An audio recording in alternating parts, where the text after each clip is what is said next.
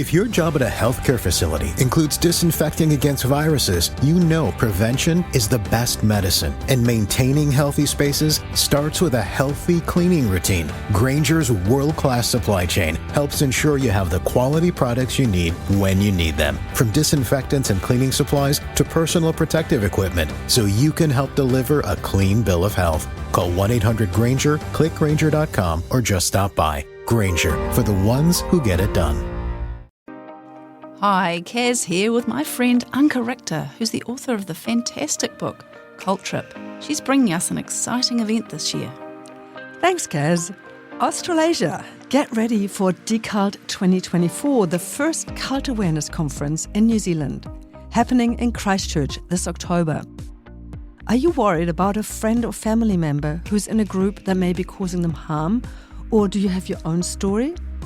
Then join us for a weekend with experts from around the world, where those who've left cultic groups can share their experiences and meet professionals who can help them. Head to our website decult.net for all the info. Come cult-proof your life at Decult 2024. I'll be there. So hello, Caroline, and welcome to the show. Thank you so much for joining me today. We've just had a brief chat about the Salford course and how you are thinking about enrolling next year, which is exciting. And I haven't recorded myself for a number of months, so it might be a little bit rusty. Would you like to start by introducing yourself to the listeners? Yes, of course. Thank you, Casey, for having me here. It's quite an exciting opportunity for me to talk to someone who knows a great deal about this topic. That's always an exciting thing. So I'm Caroline Ansley. I'm a doctor, medical doctor, GP here in New Zealand. So that's the bit I didn't mention. Of 20-ish years as a GP.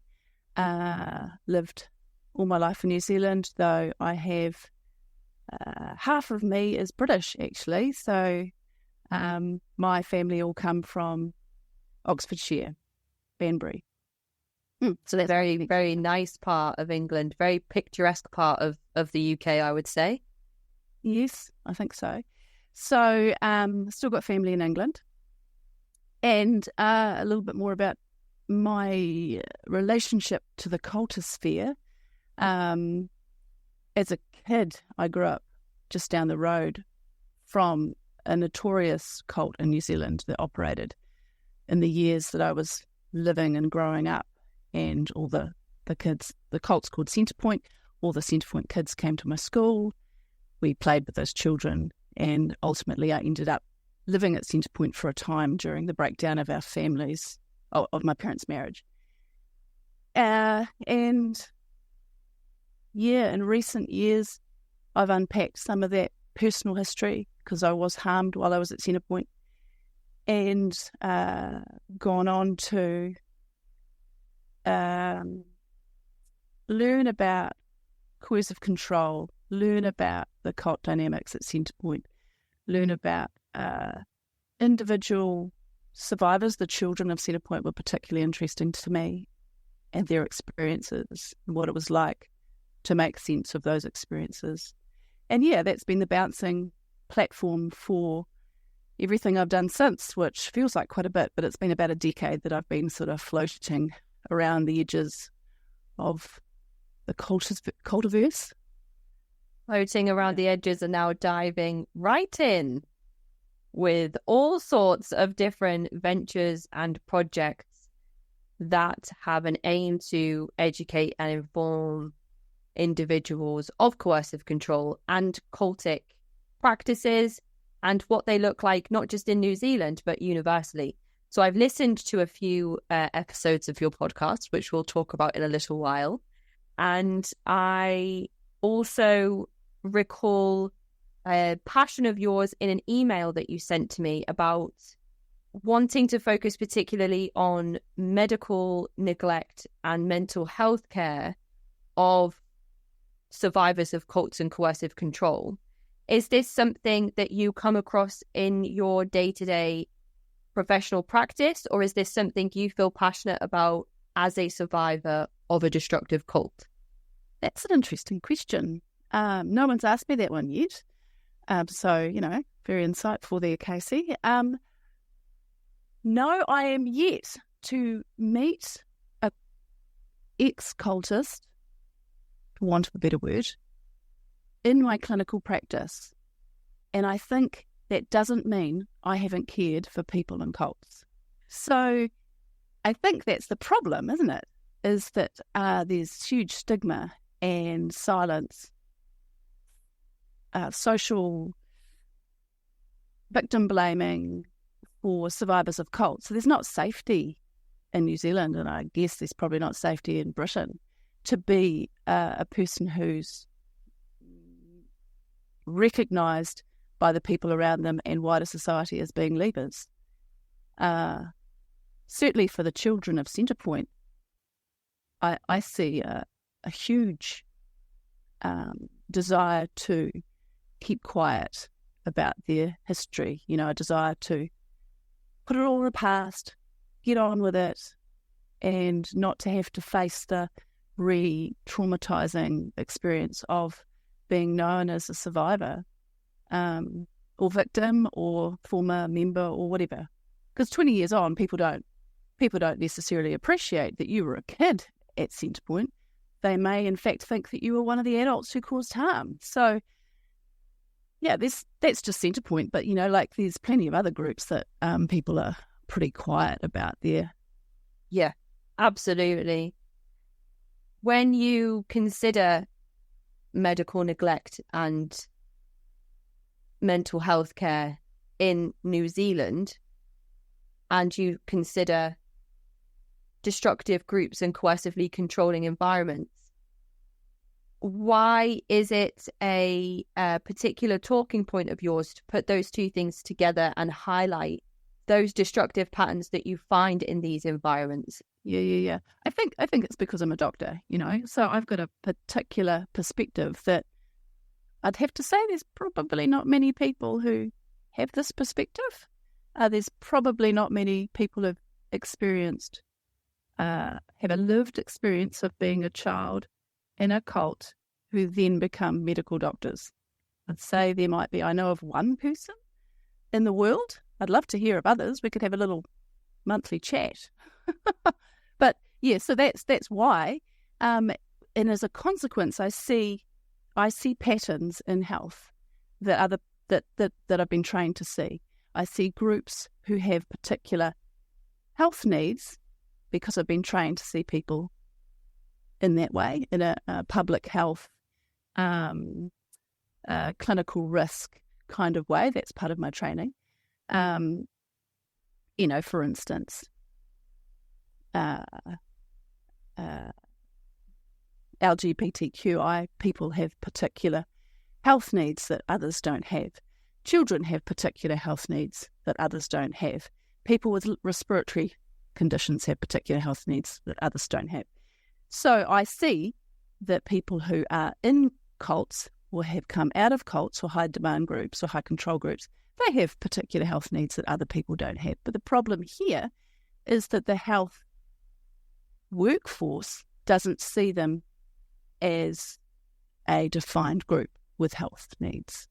So they're effectively invisible to the health workforce. And I personally think, and I'm sure this is not the case everywhere in the world, but it certainly is the case in New Zealand, that health workforce shares the same stigma and lack of understanding for this group that the general population have.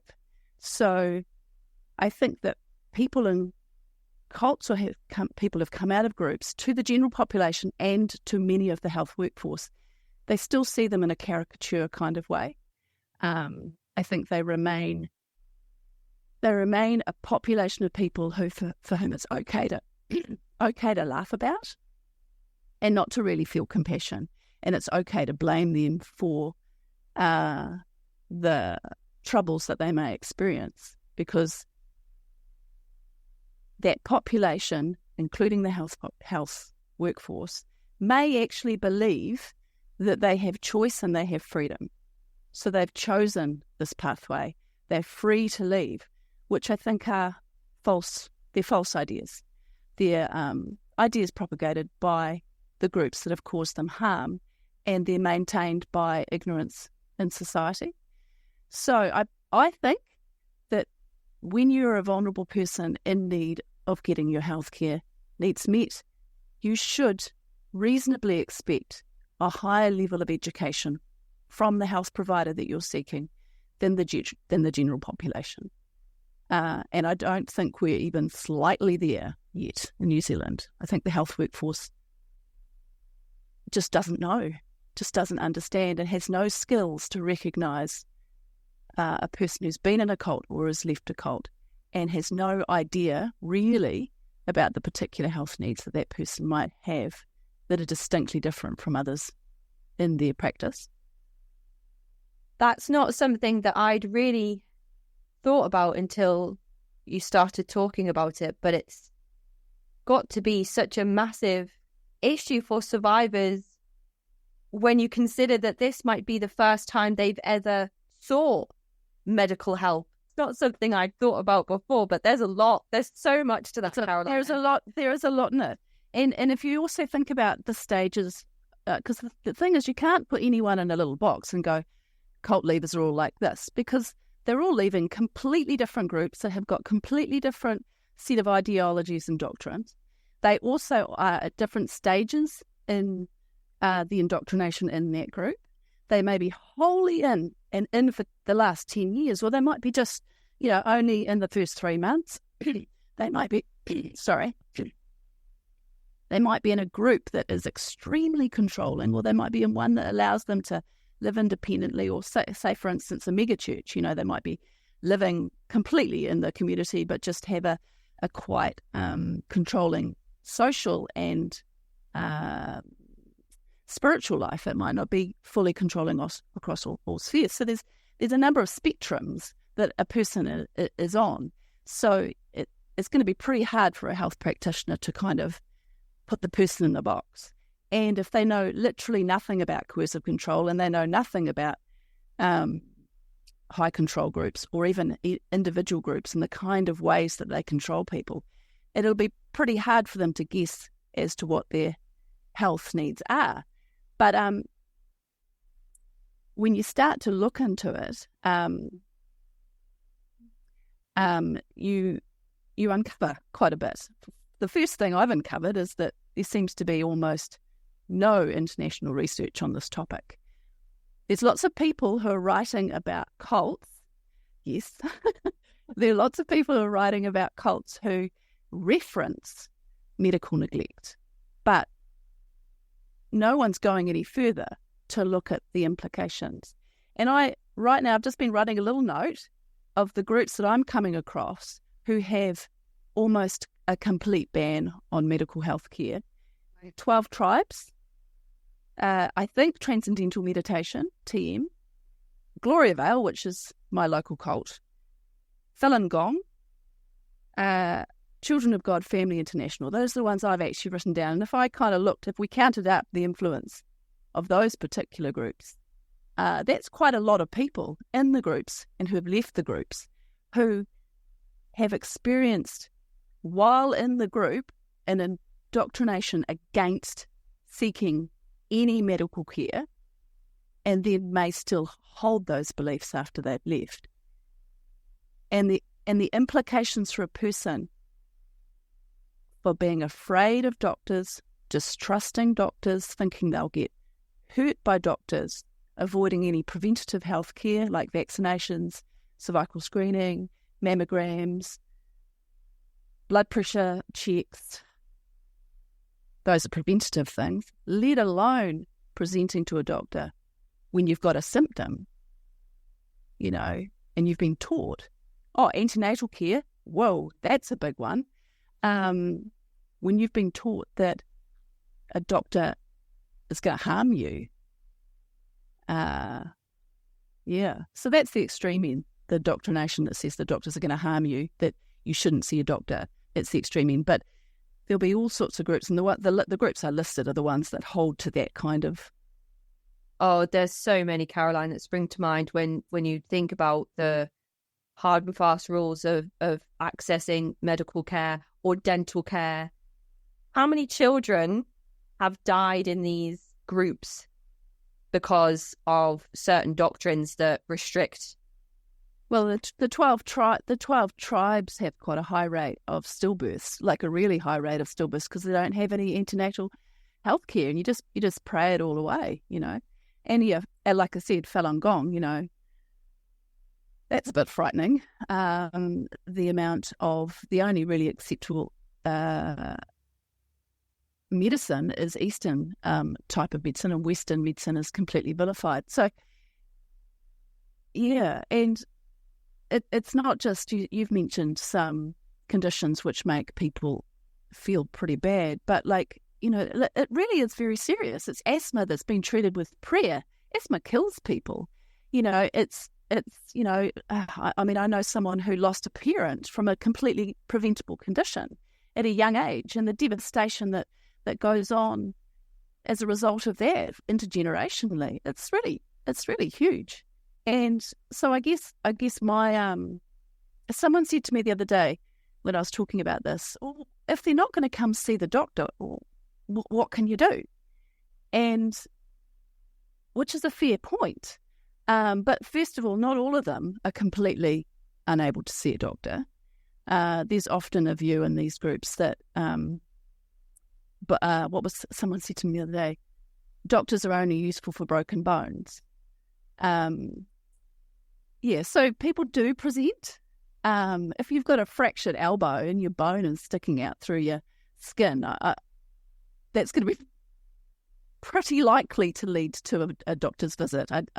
You know, not necessarily. I mean, I guess they could pray that one away, but no, really not. So there are some points where people in high control groups come up.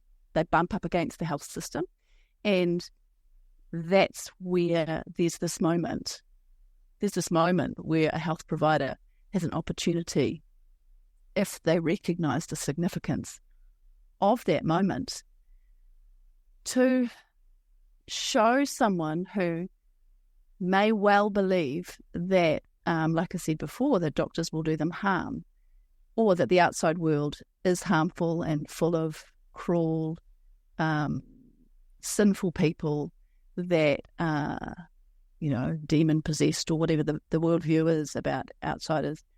That's an opportunity to create a different narrative in the mind of a person in a high control group. So, but if the only worldview you have about people in cults is that they're weird, they've made some strange choices, and they are free to leave, well then, yeah. It's tough, that one, especially when you consider the entire demographic of children born and raised in cults that don't make the decision to join a cult. And even just saying make the decision to join a cult is, I prefer the term recruited, because I don't think that there is, without coercion, a way someone just joins a group. No, I'm with you completely, Casey. I'm just talking about what the public think. This is what the public think, and the public, doctors and nurses and radiologists and ultrasonographers and all those healthcare providers that a person in a cult might meet, that's their view. Majority of them view people who've come from cults as having chosen it. Yeah. And then applying to themselves, like, I wouldn't join a cult, or I would just leave. I'm just so intrigued by this idea of medical neglect, because when you first mentioned it to me, I thought you meant the idea of medical neglect in destructive groups. I didn't realize that you meant outside of these groups, accessing healthcare is where individuals may have experiences of medical neglect. So I'm like loving this. Yeah, it's kind of both. I mean, like they experience medical neglect, and then if they happen to get out and if they happen to leave, they are, not necessarily getting, I don't think they're getting their healthcare needs met. Of course, it depends on the individual. It depends on the individual situation that they experience with the doctor or nurse. You know, like if there's a a meeting of the minds. I mean, I have talked to quite a few different former, some leaders of different groups, and one thing that has come through in those conversations is that some people have experienced extremely positive encounters with the health workforce because they met a person who had the time or found the time over maybe more than one consult, several consults, maybe even years, to dig into some of this history and gain their trust. And that's problematic for me as a GP in a health system that is not fully funded, but it's not a private system. It's not like the NHS, which is fully funded. It's not like the American system, which is fully private. We're somewhere in between, and it's unfunded. And I know that my colleagues, including myself, don't have enough time to meet the needs of an increasingly complex health population. So to ask health workers in New Zealand to spend more time to ask the questions that need to be asked is a pretty big ask. But that's what these people need to gain trust, because it's fundamentally the issue is you've come out of a high control group or you're in a high control group and you've been taught to fear outsiders. But I think that high control groups particularly target doctors for a reason.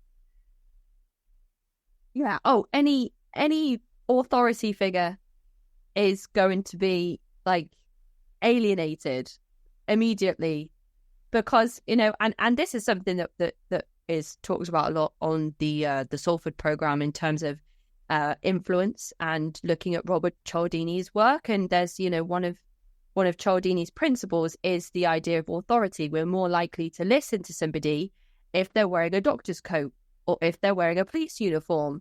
It's just something that is in societal and cultural structures that makes people more suggestible or more influenceable. I'm not sure if that's a word, but I'm going to keep it in. When it comes to authority figures, but if the answer isn't healthcare practitioners taking more time to independently learn about this to better support patients and clients, what is the answer to tackling some of these issues? Have you got an answer? Well, absolutely. I mean, I'm working here. I'm in Christchurch, New Zealand. I'm a GP. I do clinical work, but I've got another job. I work in the health system here in Canterbury and on the west coast of New Zealand to communicate information about the health system here in New Zealand to primary care, which is the community doctors and nurses, and secondary care, which is the, you know, hospital system, and to work in that space in between to help improve efficiencies in the health system. And that's a very wordy way of saying that I have a role in health leadership writing pathways, which is sort of clinical guidance for doctors and nurses in the community. And I've been doing that for about 10 years. And recently one of our scope widened to include the West Coast.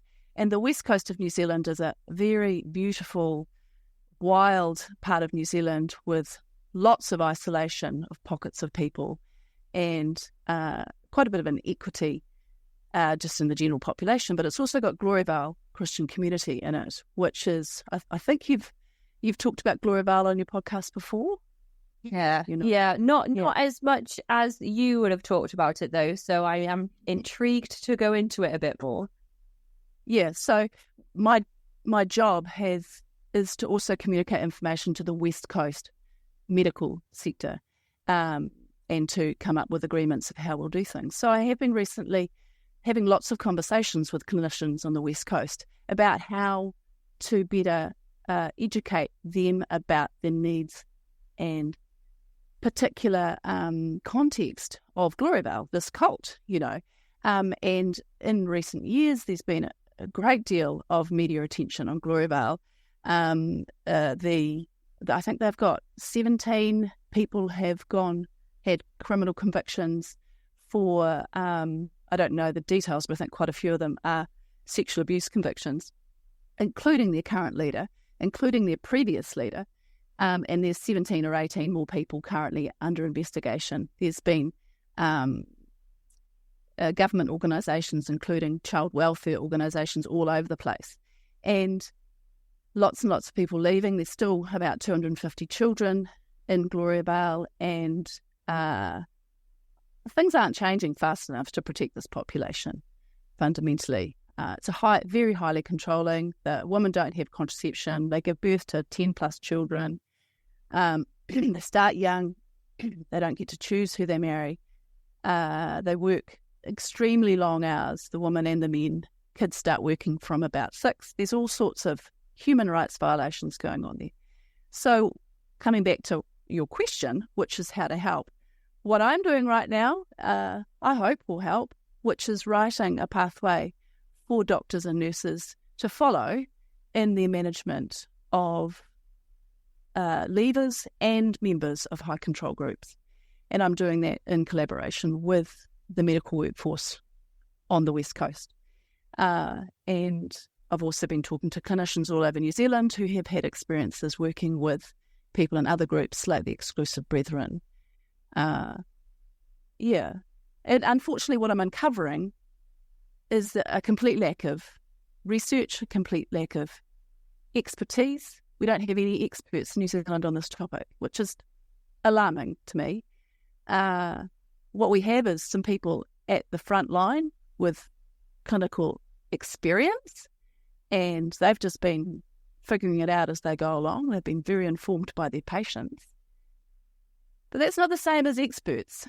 So, So that's what I'm doing. And I think, the platform that I use, that I work for, is totally embedded in the New Zealand health system. It's what doctors all across New Zealand look at every day in their consults with their patients.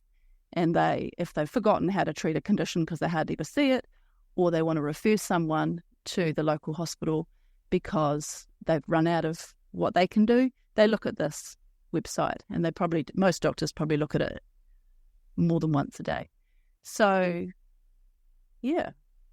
That sounds incredible, Caroline. That sounds amazing. I was thinking you could do like training programs where people just come for a day's training to understand some of the language and markers of individuals that are in coercively controlling environments. But what you've just said there is like 10 steps beyond that. That sounds incredibly helpful and informative for people that are working in the healthcare field, and for individuals that are accessing healthcare as well, hoping to get the right support. I guess it takes a while for that information to kind of like soak in. My kind of experience of this that's sort of parallel is, and maybe it's an analogy I've overused, but about 10 years ago, I knew absolutely nothing about the health needs of transgender people. And I don't think many of my colleagues knew anything about it either. And we, with the support of some local doctors who had a particular interest and had a large client base of transgender people, we developed a pathway here in Canterbury. And through working with that population and getting their buy-in, and we sort of slowly, it was a sort of a collaborative process. We wrote a pathway about transgender healthcare needs. It was totally inadequate, but it was something. Over time, it got improved. The communication went out to the health workforce. They started to get upskilled. Some of them got really upskilled. We improved the pathway. And slowly over time, in an iterative way, along with what was changing in society was getting more aware of transgender people's needs and their visibility and their particular concerns, and having a lot more compassion rather than just doing what I was saying before, the caricature of people in that particular group. And I think it had a key role in changing, actually changing people's access to health and the care they provided and the feeling of being safe with their health practitioner. It really changed it. It's taken about 10 years, and it's ultimately changed, I think, the health workforce's view in New Zealand. It's multiple factors that have gone on into doing that. But I have seen, from my position in the health workforce, I've seen that evolve and change. And the Health Pathways, which is the platform I use, has been critical in that process. So I'm just really hoping that the same process will happen with cult survivors and cult members in New Zealand, that this education component will sort of snowball.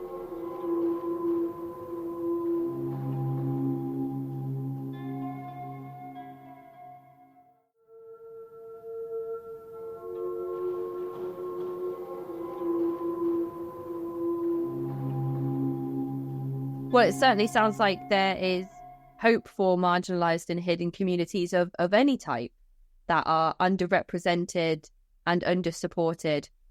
And if it's specifically about cults or survivors of coercive control, I'm extremely biased in saying like that, what better community than those individuals. But there's so many more things that I wanted to touch on before we wrap up today. You mentioned the exclusive brethren, and I understand that one of your co-hosts on your podcast, Cult Chat, is a former member of the exclusive brethren, which leads us really nicely into talking about Caroline's podcast, Cult Chat.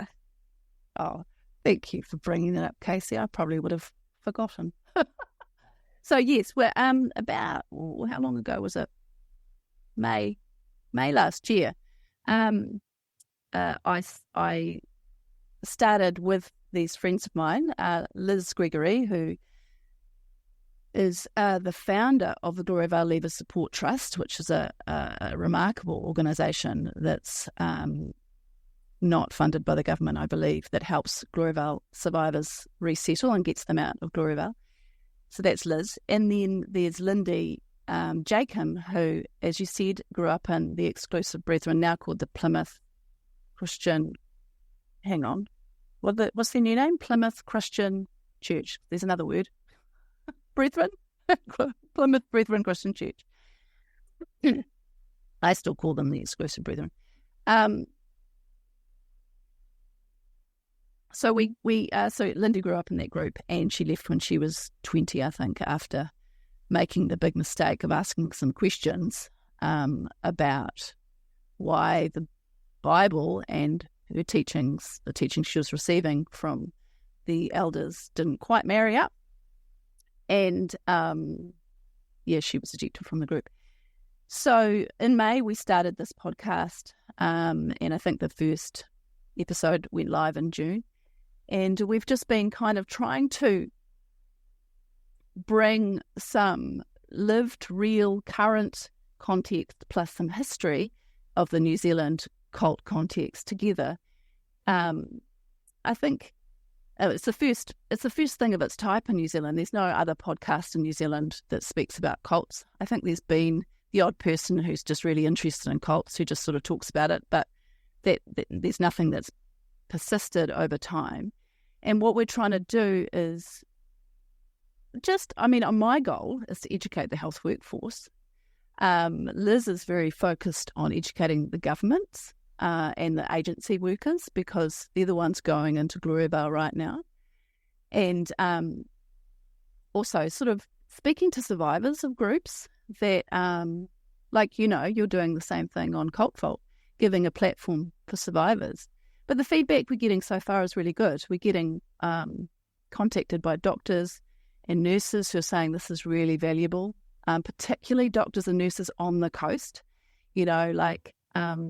A colleague on the coast said to me the other day, because we're up to 25 episodes and they're out in an hour long, she said, there's nothing else like it where I can get 25 hours of professional development on this topic, just like that, and I don't even have to pay for it.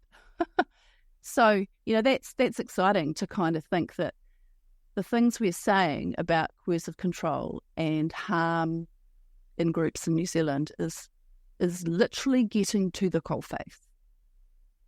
It's another pathway in educating healthcare practitioners. If you're already getting those individuals coming to you and say, this is great, maybe that is a way that I say, people can't see me using air quotes, but in people's spare time from their jobs as healthcare workers, they're still able to access that free education in understanding what coercive control is. So that's like Cult Chat it's just amazing stuff. I listened to your episode with Sarah Steele today.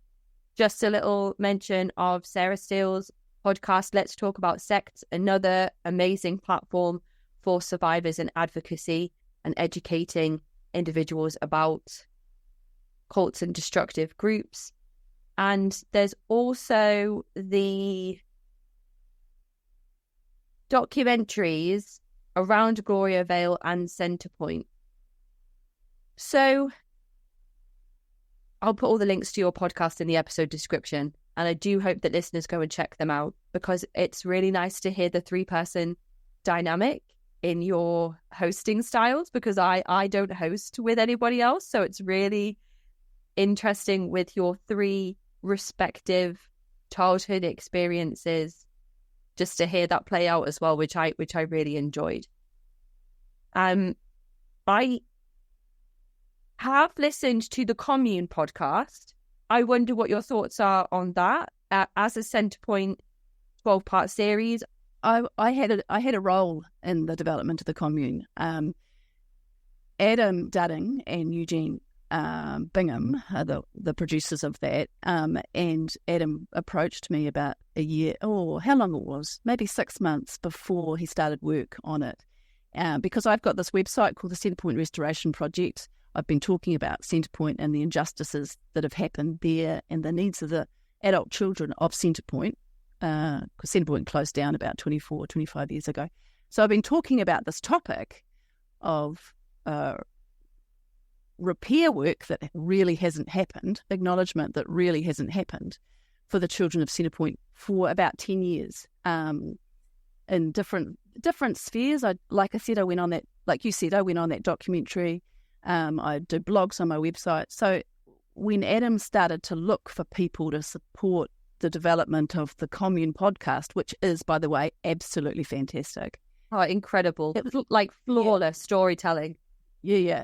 He came looking to me because I was one of the few people who was still publicly talking about Centrepoint, because, as I said earlier, there's a strong desire from Centrepoint children to put their heads down and just let it stay in the past.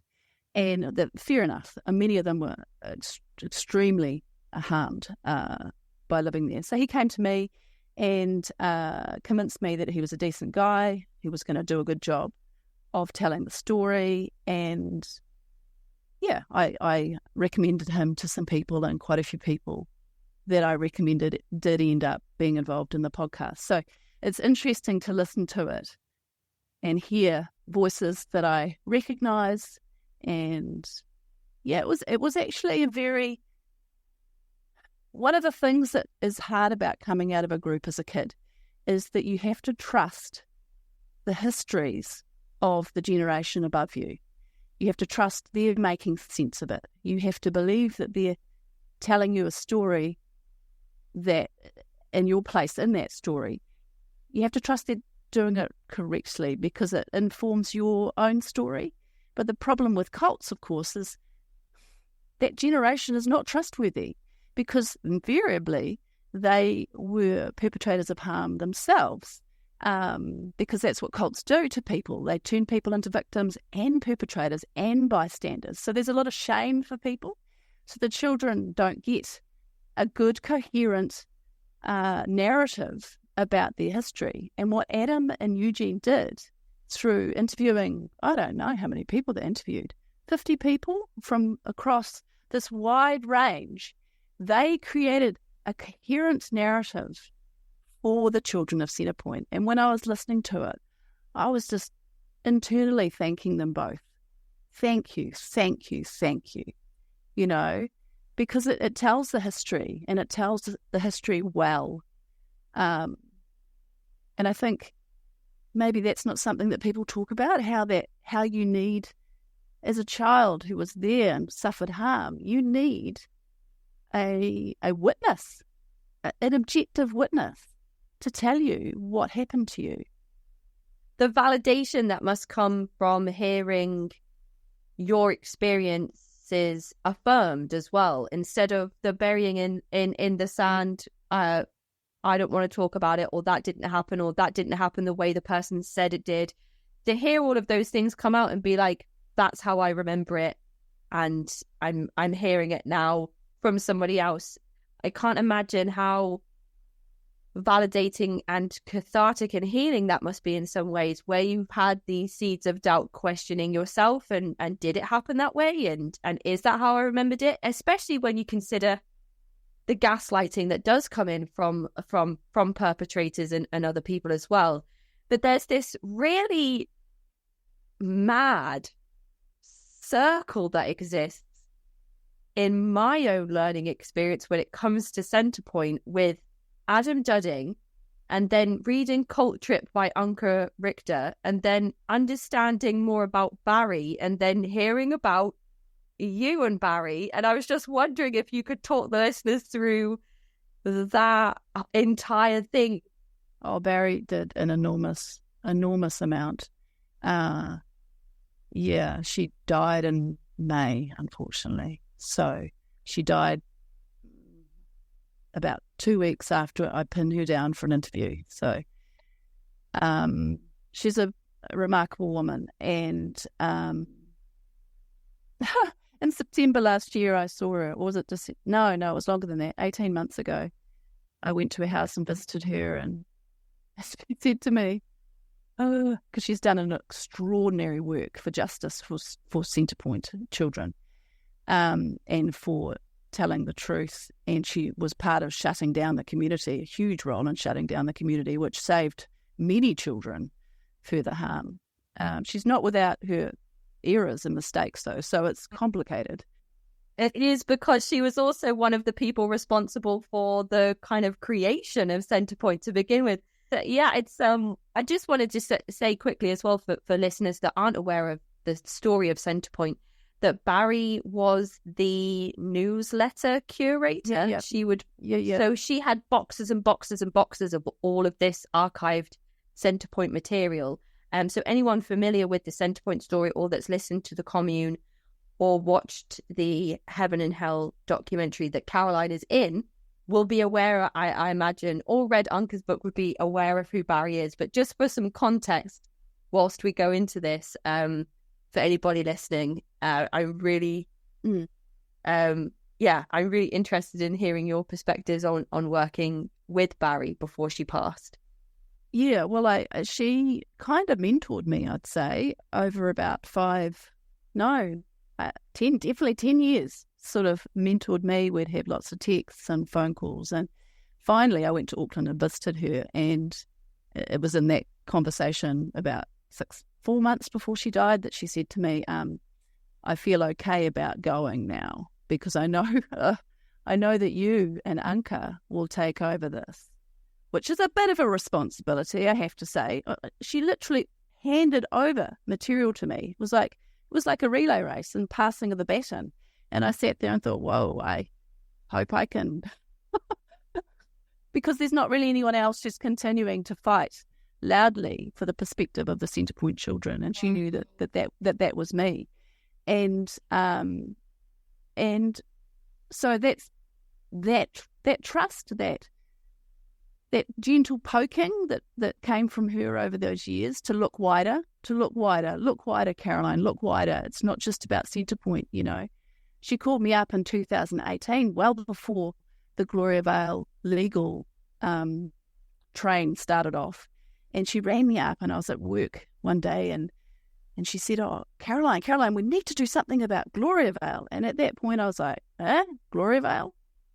And she was like, will you help me? We need to do some legal stuff. We need to go talk to these people. And she sent me all these emails about all the stuff that she was doing and the things she was writing. And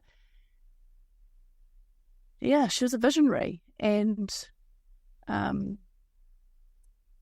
miss her. But unfortunately, she passed that mantle on to me. I don't know if I'm doing a good enough job with that, but that's why I'm here. That's why I'm here. And Anka is the other person. She also has seen the story of the Centrepoint children and the story of the Gloriavale children, and she is doing remarkable things, Anka Richter, remarkable things to continue to keep this story alive, because in the 1990s, when Centrepoint was all over the news, and it was this group that it was causing harm to children, and there was all this drug stuff going on, and there were all these people in key leadership positions in Centrepoint. It wasn't a big community, by the way. It was about 300 people at its highest. There was about 12 or 13 of their leaders, key people, convicted, and which is a pretty big deal in a smaller community. So there was a lot of attention, but then it all died off, and nothing really changed. There was no development of overseeing government organisation to keep an eye on culty groups. There was no change in legislation. There was no change in support services for people coming out of cults. Like, literally nothing changed. No one kind of went, I wonder what else is happening. Yeah, or what if those people just move up the road and then kind of start again under a new name, which we know happens far too often. Yeah, I mean, I would say right now that the former leaders of Centrepoint still exert considerable harm over the children and the parents of those children here in New Zealand. There are still people who are afraid of those old men and women, and they are still causing harm. So they might not have a geographical location they work for. They might not have a trust. They might not have active members living with them, but they absolutely are harming people, which is kind of why I started Cult Chat. There's Cult Chat with Liz and Lindy, and there's this. It's kind of like a full circle thing of you being at Centrepoint, and then working with Barry, and then being handed almost like, the baton, but kind of like I'm guessing she handed you her boxes of documents and all of her archived materials. She handed them to Adam, and I'm yet to go up and raid his garage. He lives in Auckland. But he's told me I can, so I suggested to him that we co-share, co-parent. We do a co-parent arrangement, but actually all I care about is that they're safe. And the legacy carries on. Yeah, absolutely. And it's quite a thing, I imagine, to have somebody's one of their final requests be, here's my legacy. I trust you with this. And again, just to go back to how complicated the situation is with Barry's initial involvement in Centrepoint, and then the work that she did afterwards. And I never knew Barry, but I kind of feel like I was championing her after listening to The Commune and then reading Anka's book. I was just like, whoa, Barry's like this wild woman. And it's interesting to see how the dedication and motivation and hardworking aspects of Barry were manipulated and exploited. But when she could use them herself to put them towards good, how much can be accomplished? So I think that's an important thing to think about when cult survivors are abused for their most beautiful personal aspects. If somebody seems like a devoted person, or if somebody wants to see change in the world, or if somebody is idealistic, those parts of that person are most likely to be the parts preyed upon by people that have an agenda. And that could just be, that's not just cults, that's just society in general. The word I would use would be exploited. Yeah, so it's abuse, but it's exploitation as well. So there's the Centrepoint kind of full story, but then there's also the Centrepoint restoration project. Is this different to the Gloriavale Leavers project? Because that is something I think the whole world should have. Like in every country, county, zip code, postcode, there should be something like Gloriavale Leavers. I know that's me being totally idealistic, but it's incredible. Like an initiative that helps individuals leave destructive cults. I know, it's kind of obvious, isn't it? It's really obvious. I know it is. And you must have read Sarah Steele's book, Do As I Say. Yes, because she actually goes on and on about the Gloriavale Leavers Support Trust in that book. I mean, she's absolutely won over by the power of having a responsive group who can intervene and support people to get out, because that's critical, getting out, and help them kind of walk alongside them with all the details associated with re-entry into the world, and then form friendship with them to help maintain their connection outside. So yes, it's remarkable. There's nothing like it. Certainly nothing unfunded off the back of donations, like nothing like it. But in terms of the Centrepoint Restoration Project, that's just me. That's a website that I set up 10 years ago nearly to try and keep to be an archive of information, to combat the whole shutting down of the story, the narrative that was very strong from the adults, the community who are now kind of in their 60s, 70s, 80s, that was very damaging to the children. And it's not just the children and the adults, they're not just one group or, two groups, that within the group of children, there's massive diversity, and some of them were really harmed. Others don't identify with being harmed.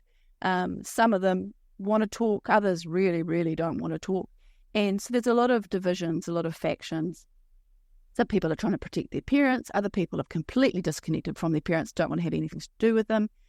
So, I was responding to the pain I was hearing and said, look, this would be quite good if it was a website. So I set up this website and invited people to participate, invited the adults to make right. I've been really influenced by Judith Herman's work in trauma, recovery, repair.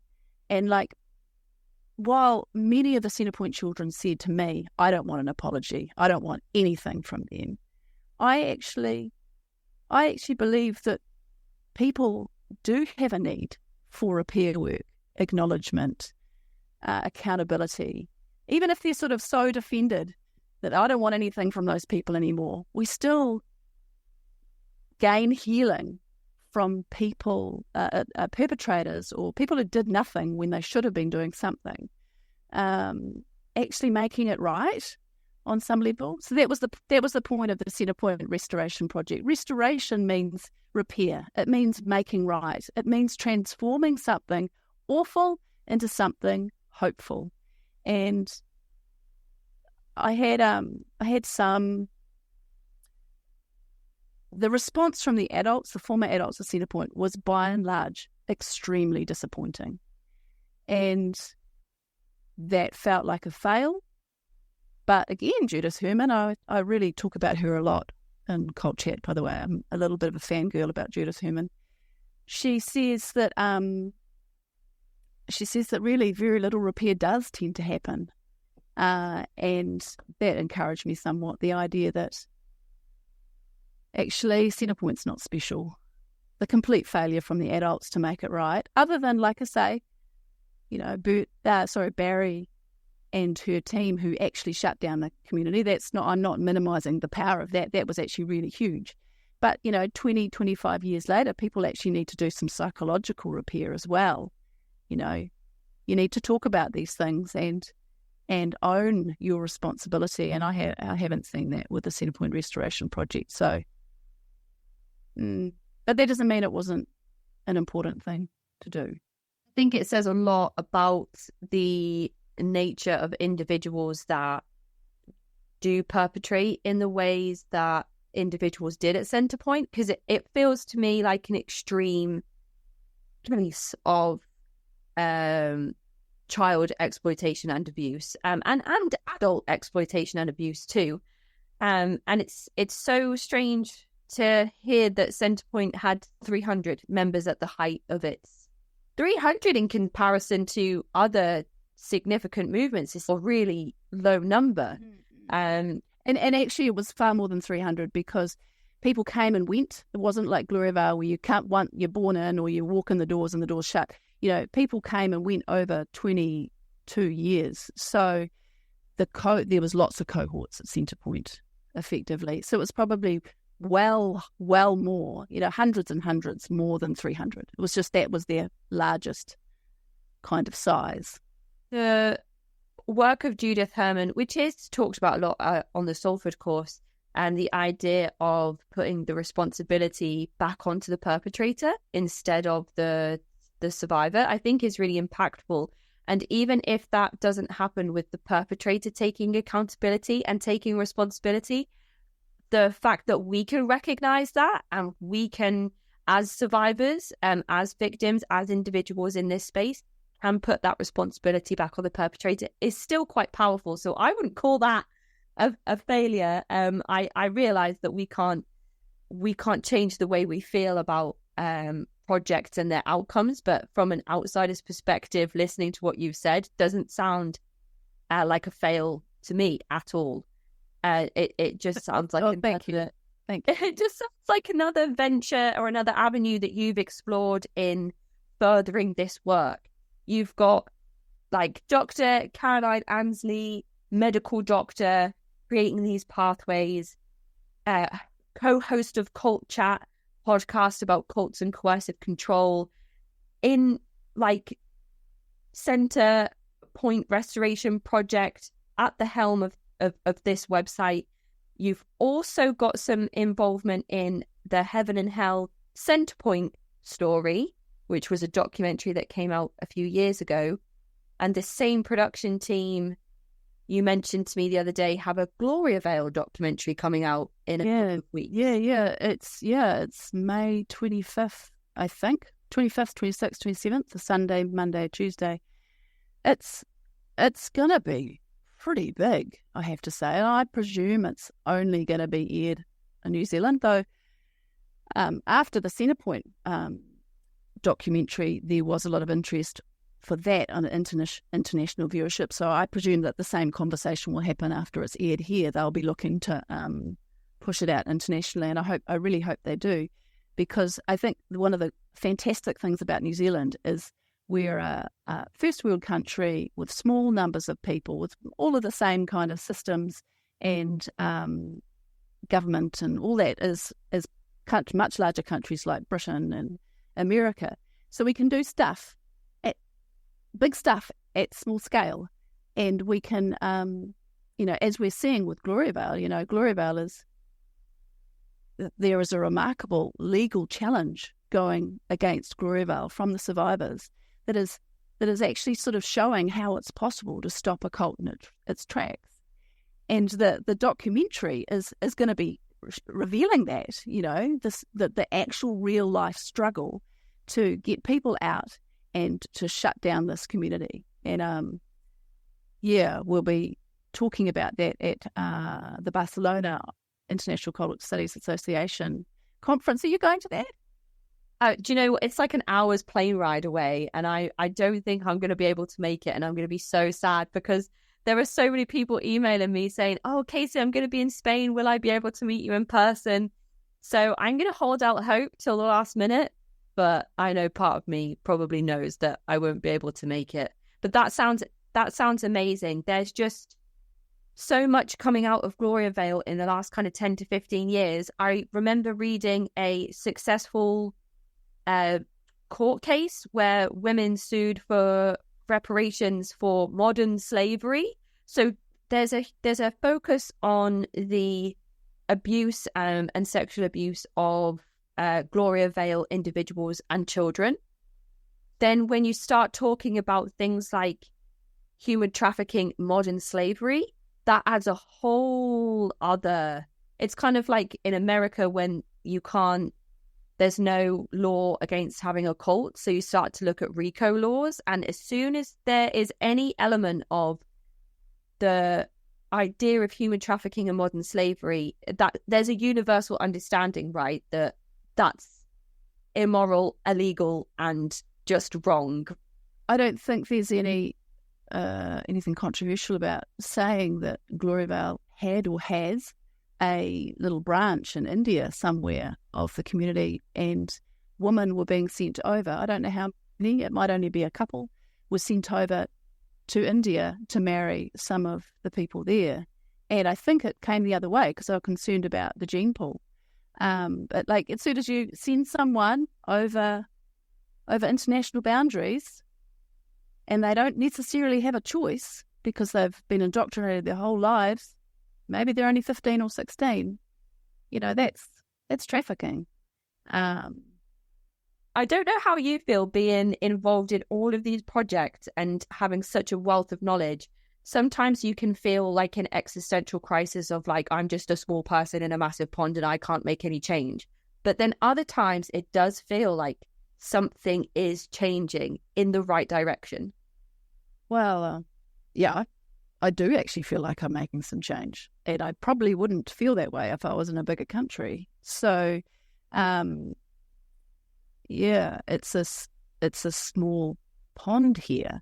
But right now, Gloriavale is just everywhere. There's just so much evidence of harm. And I think one of the reasons for what I've been doing with Cult Chat and also the Decult Conference, which we haven't mentioned, we need to come back to, is to push back against this public perception that New Zealand doesn't have a problem with cults and this ignorance of what a harmful group looks like. I mean, I think literally there is total ignorance.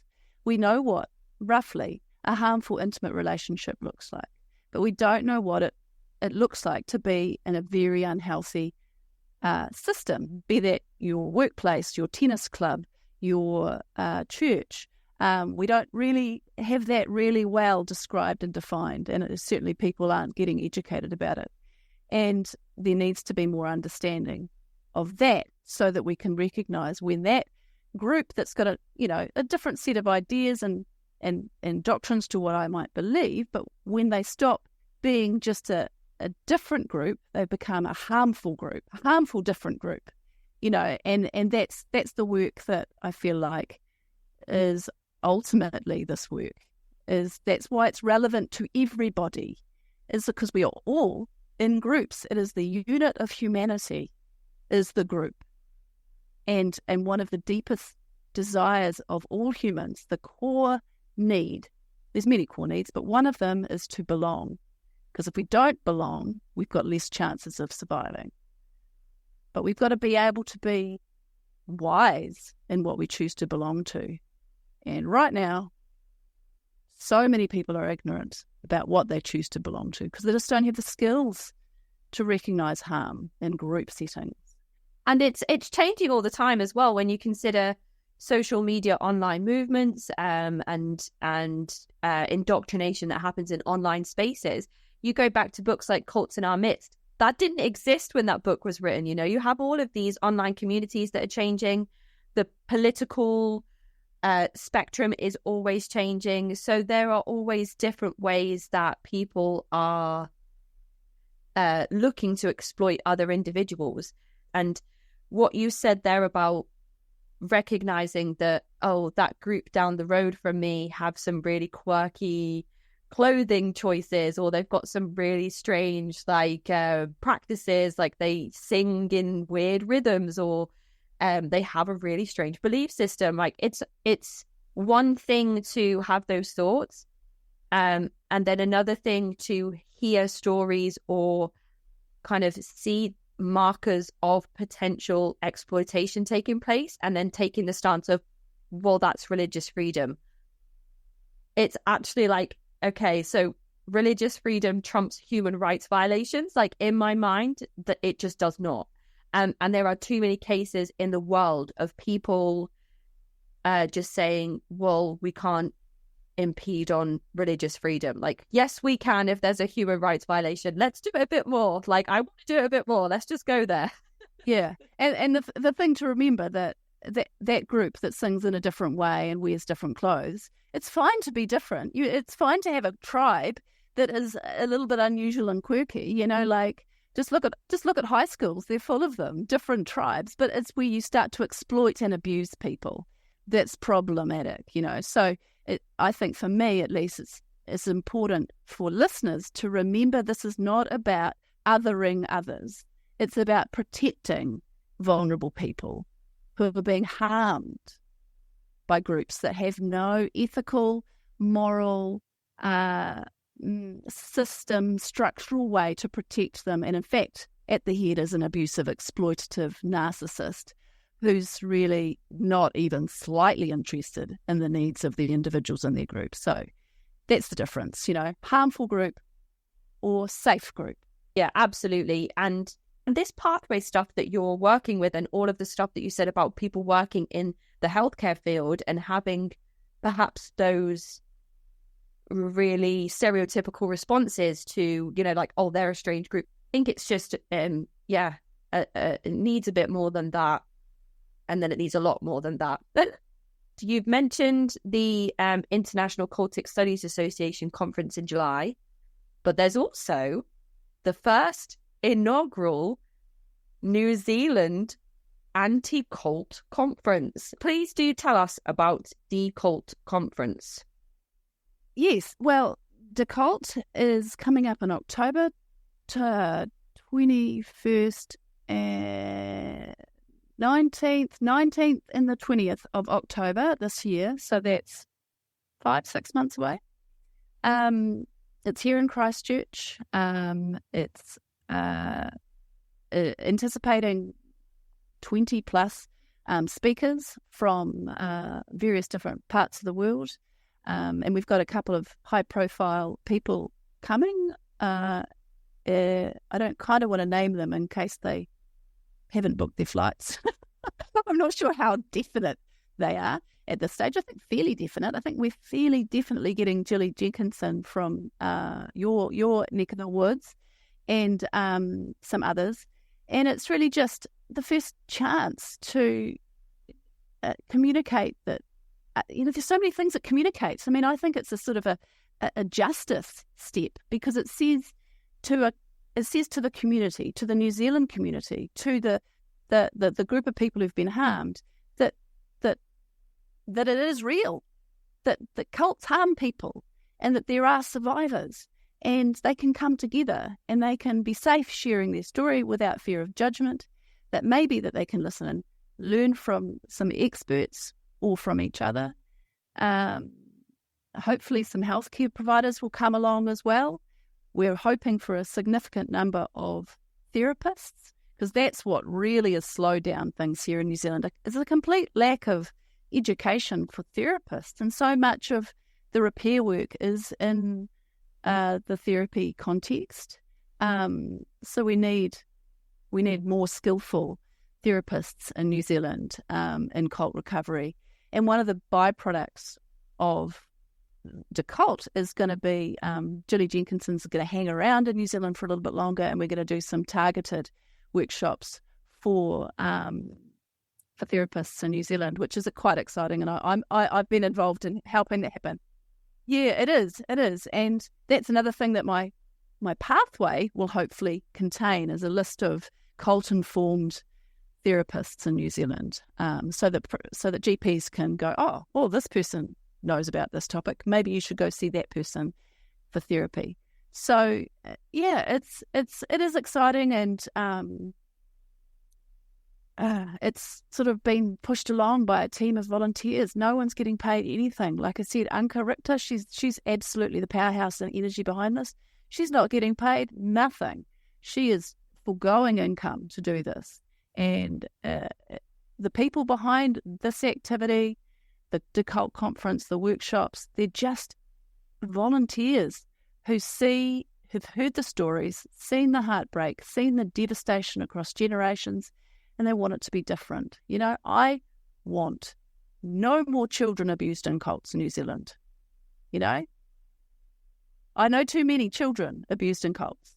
I don't want any more. I want that to stop. And I'm just hoping that increasing public awareness, to me, it's like being immunised. I feel like New Zealand is currently unimmunised to cults.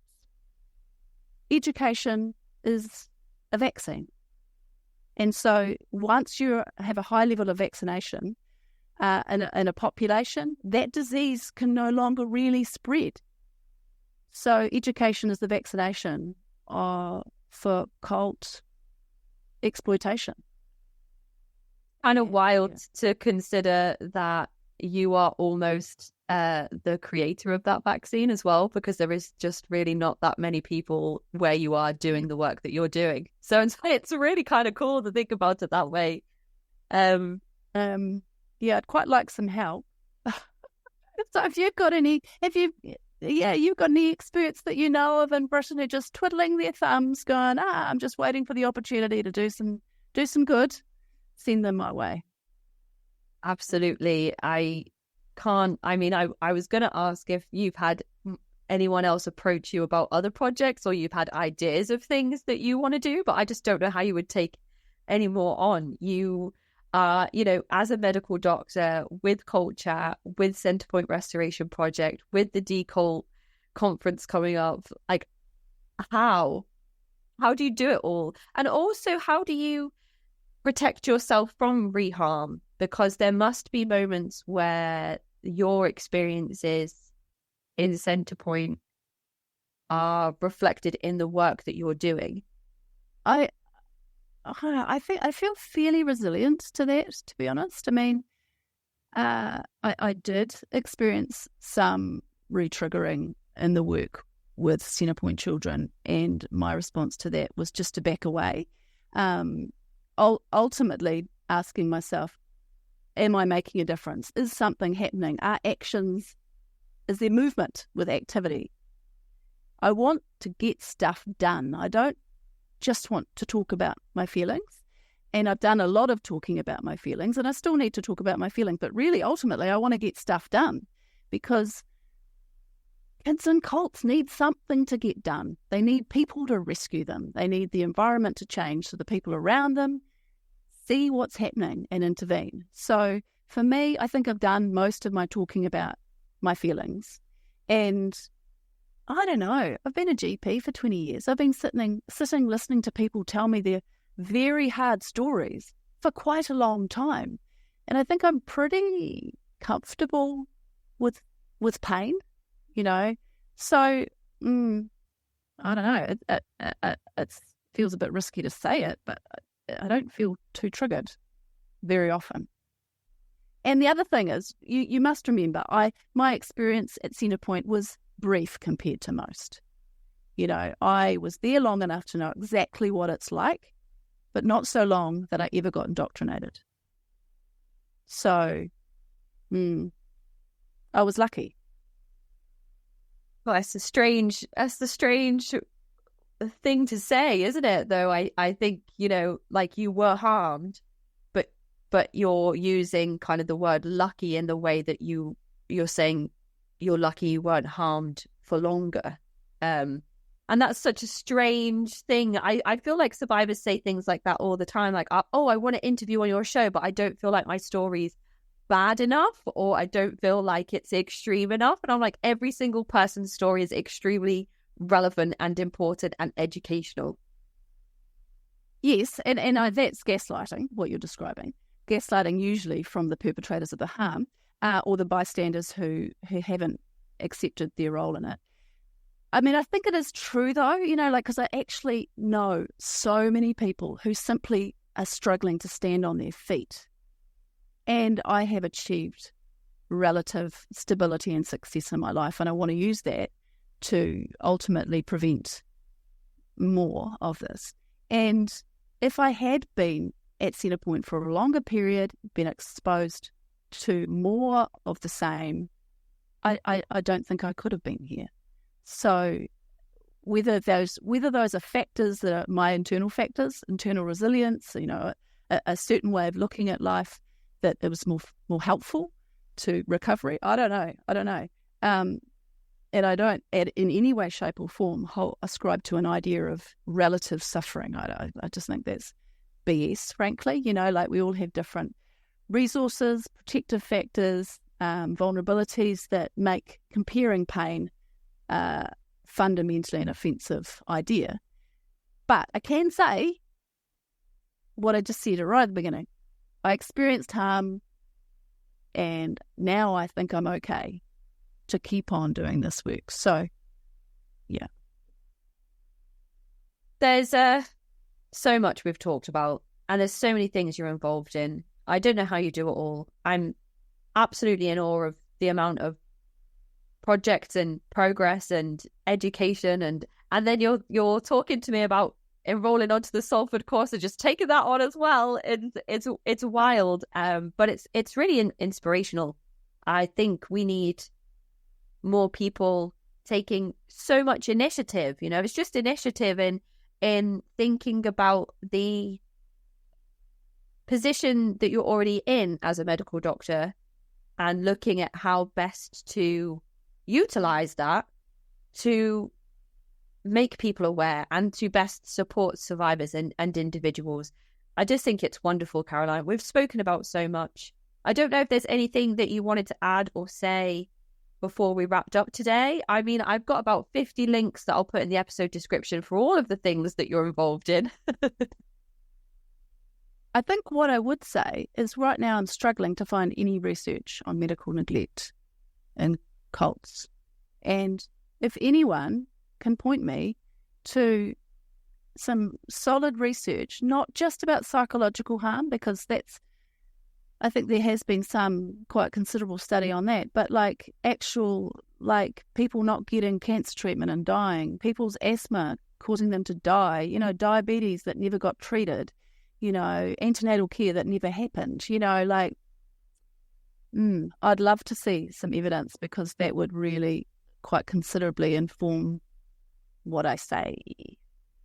And if there isn't any, I mean, you're going to be thinking about a potential research project in the upcoming future. So who knows what that could possibly be on. I think I went through about 50 different ideas before I decided what I was going to stick with. But it sounds here like a clean-cut project idea, and something that's needed as well. If you're in a position to say, like, these statistics are telling us this, why aren't we doing this? Like, to have that in black and white would just be more impactful. Well, what I would say is that in 2010, there was some research done by a university here in New Zealand, Massey University, on Centrepoint children, and they had a whole bunch of recommendations. It was funded by the trust that all of the Centrepoint resources became after Centrepoint shut down. And that research was, they interviewed 35 former children of Centrepoint, 29, sorry. And they asked them about their experiences. And they had some recommendations, lots and lots of them. So that's 14 years ago. And no one's done nothing. And I read those lists of recommendations 14 years later, and I get to the bottom and go, they recommended that professionals, therapists and doctors got more educated about this topic. So to make Centrepoint survivors have a more sort of less stigmatized experience. And I'm like, what the F? I've gotten down here and I'm like, who was doing that? Who was doing that? It's me.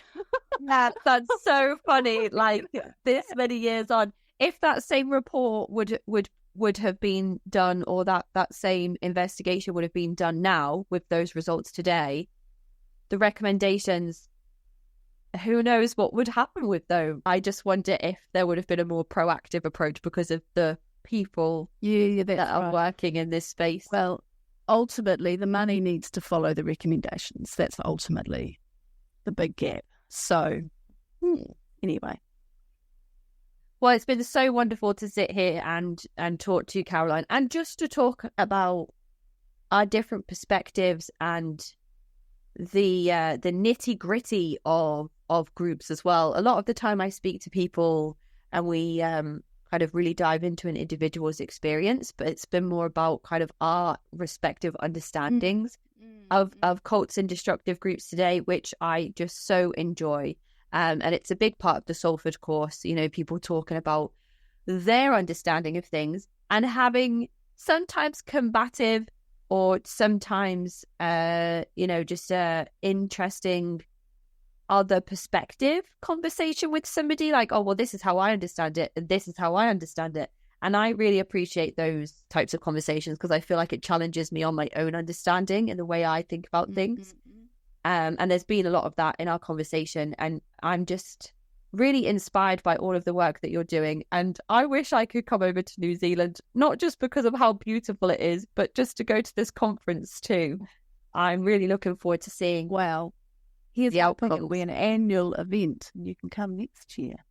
Yeah, I mean, maybe when the kids are a bit older, I will. I'll sneak off to a few different countries and connect with a few people. But I'm so looking forward to seeing where your work goes in the future, Caroline, and staying in touch and directing the listeners towards all of your amazing projects, and hopefully have you back on the podcast to talk about your research project in the near future. Yeah. That would be fantastic. Good. Thank you so much, Caroline, and I hope you enjoy the rest of your day. Yes. All right. It's been lovely, Casey.